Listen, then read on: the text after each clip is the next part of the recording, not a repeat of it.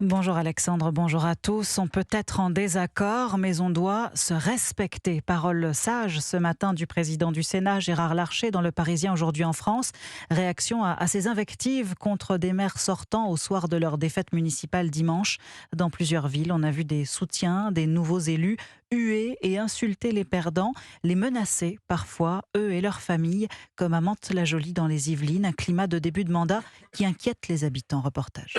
On ne s'attendait pas à ça, on n'avait jamais vu ça à Mantes. Didier était présent dimanche soir à l'hôtel de ville. Il a été témoin des scènes de violence contre le maire sortant. Il a vraiment eu peur. Les enfants du maire étaient également là, ont été pris à partie, des mots violents. Ce qui m'inquiète, c'est l'ambiance générale en ville. On vivait bien ensemble jusque-là. Il n'y avait pas de violence, ça nous angoisse. Dans les rues de Mantes-la-Jolie, beaucoup d'habitants ne souhaitent pas s'exprimer pour, disent-ils, éviter les ennuis.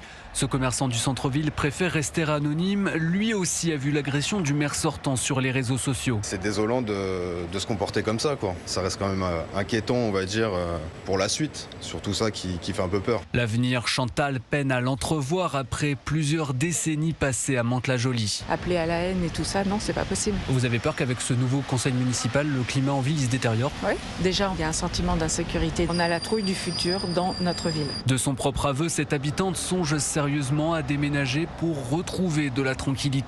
Alexis Bourg